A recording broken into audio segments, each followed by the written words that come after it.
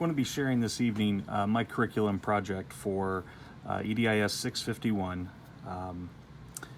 As I mentioned in one of the Padlet posts, my project is a little different than most because I am not in the classroom. I did teach for 13 years, 8 of those years with gifted students, but I now serve as I start my presentation here. I now serve as our district's Director of Curriculum Instruction and Gifted Services, and part of my job is to constantly review and analyze data.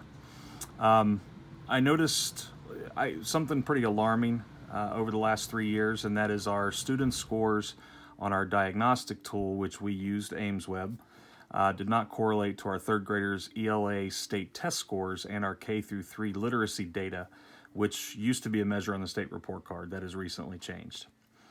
So to give you all a little bit of insight, in case you weren't aware, each school district in the state of Ohio is required to utilize a vendor-approved diagnostic tool to determine if students in grades K through 3 are what they consider on track or not on track in ELA.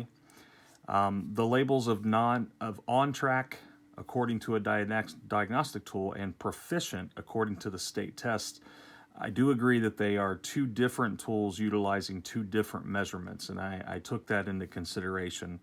However, I felt there was enough of a discrepancy between the two to be concerned, and I felt that there should have been a closer correlation. And that wasn't just my opinion. I spoke to many in our district, as well as curriculum directors in surrounding districts, and they told me that there should be a more close correlation between the two.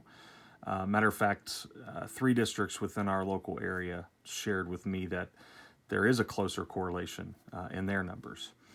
So these 2 score designations should generally relay the percentage of students who have mastered 75 to 80% of Ohio learning standards in third grade ELA. According to our AIMSweb data, 83% of our third grade students are on track. This was very different from our state testing data, which relayed that 67.9% of our third grade students are proficient in ELA. So I was worried about that. We have a group called the ILT, the Instructional Leadership Team. I brought this to their attention in October of 2019, and we placed it on the agenda for more detailed discussion in November of 2019. To give you an idea of what our ILT is comprised of, it's a teacher representative from each grade level until we get into middle school, and then it's a teacher from each department, as well as representatives from fine arts, special education, and gifted as well. Building principals also serve on ILT, and we hold 90-minute monthly meetings where we discuss all academic and instruction concerns that we have. So several of our ILT members did express concern regarding the professional development, the training that would be required if we decided to implement MAP. I wish that I knew then what I know now about the theory of zone of proximal development. I would have shared the thoughts that learning happens when a person is challenged to stretch beyond what is comfortable to that which is difficult. It was frustrating to me to hear teachers say that, we're familiar with AIMSweb, we know how to utilize it, we're accustomed to their features. To me, I felt frustrated because we want students to constantly be moved out of their comfort zone, and here I have teachers telling me that they don't want to move out of theirs.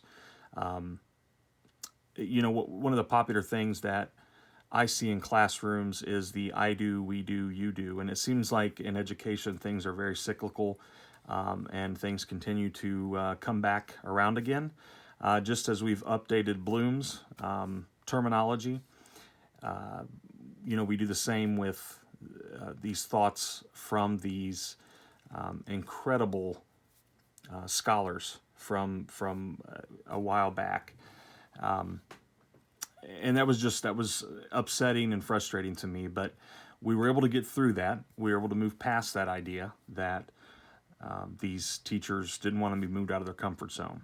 So in preparation for the November meeting, I compiled AIMSweb and third grade ELA data from 16-17, 17-18, and 18-19. I also pulled up the vendor-approved assessment list provided by the Ohio Department of Education. And we had two goals going into the November meeting. One was to analyze data from both AIMSweb and third grade ELA state test scores for the last 3 years. And the second was to investigate other vendor-approved assessments. At that meeting, all ILT members were in agreement that we needed to explore making a change. And then we reviewed the vendor-approved assessment. We selected 6. They weren't at random. They were 6 that either teachers had used in the past if they worked in other districts, or they had friends, colleagues in other districts that had utilized them. So we picked 6, and then we outlined our goals for the December meeting. One was to present and discuss in detail the 6 alternate assessment options. 2 was to, at the December meeting, select 3 of those 6 to formally present to staff. And then we decided to use technology in 2 ways. One was to create prezis and share those presentations with staff before the January ILT meeting. And the second was to create a survey. We used SurveyMonkey to gather feedback and opinions from all teachers in grades K through 3 before our January ILT meeting. In preparation for that January meeting, I compiled all the data from the survey, and the clear choice to potentially replace AIMSweb was called Measures of Academic Progress, acronym of MAP. I contacted Northwest Evaluation Association. NWEA is the company that creates MAP. I asked them about the possibility of us administering the MAP winner benchmark. They told me that we are not clients. I told them I understand that completely. But I kind of explained what I explained to you earlier, in that we wanted to compare kind of apples to apples. We wanted to compare AIMSweb winner benchmark data with MAP winner benchmark data to see which gave a better correlation to our student test scores. They thought it was a bit unconventional, a bit strange, but they were kind enough to accommodate our request, calling it a pilot, so we're not charged for their services. In late January, we administered both MAP and AIMSweb winner benchmarks to our third grade students. I didn't know it at the time, but we utilized elements of the Kaplan frame that we learned about just a few weeks ago to compare and contrast the data. I retrofitted that Kaplan frame that I shared with you last week. According to the AIMSweb data, 76% of our third graders were considered on track at the midpoint of the school year. The MAP data was not consistent, as only 63% of our students were considered on track according to the MAP data. This data seemed to be more consistent with the state testing data, so our ILT felt it was time to make a formal recommendation to our superintendent to change from AIMSweb to MAP. To prepare for the meeting, we created rationale here that I will share with you. MAP data will give a more precise and accurate depiction of the student. MAP generates estimates of achievement regardless of whether a student is performing far below, at, or far above grade level. MAP will be more challenging for our highest achieving students, and this goes back to some of the things we have talked about in class. For example, Von Tessel-Baska. Although Common Core standards are strong, they are not sufficiently advanced to accommodate the needs of our most gifted learners. MAP provides some of that for us that we need, some of those extension activities. MAP is definitely more user-friendly to navigate and use than AIMSweb. MAP provides additional research-based interventions than AIMSweb did or does. MAP provides more detailed, in-depth individual and class reports. MAP will assist us in structuring our response to intervention groups based on specific skill deficits. MAP reports provide grade equivalencies and Lexile level information. And we relate our thoughts that we needed to carefully consider student Lexile levels and find appropriate reading material. And I ran across this in one of the assignments that we had done, an incredible resource called Some of My Best Friends Are Books. We also shared our views on students memorizing AIMSweb answers rather than truly knowing the answers to the questions. With AIMSweb progress monitoring tools, the same questions are asked each week. There is no variation, and after a few weeks, it seems that students catch on to this and memorize the answers rather than truly know the answers. This is not the case with MAP. It varies every week, and I think, as many of you hopefully would agree, that our goal as educators should be to encourage all students to work on higher level Bloom skills and challenge learners to understand and apply the concepts of the discipline as an expert would. Use them to address important issues, questions, and problems. So not just simply memorization as they were doing with AimsWeb, but rather moving up that Bloom's higher level thinking skills. I shared some insight to what I've learned this summer semester regarding the parallel curriculum model. As with the CLEAR model, the parallel curriculum model allows a student to take a much more effective role, active role in their education while functioning as a practicing professional.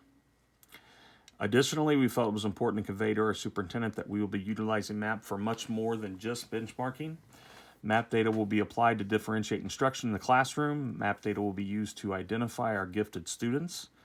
MAP data will be utilized to assist in planning for the third grade reading guarantee. It can also be used as an alternative assessment for those students that don't pass the ELA state test.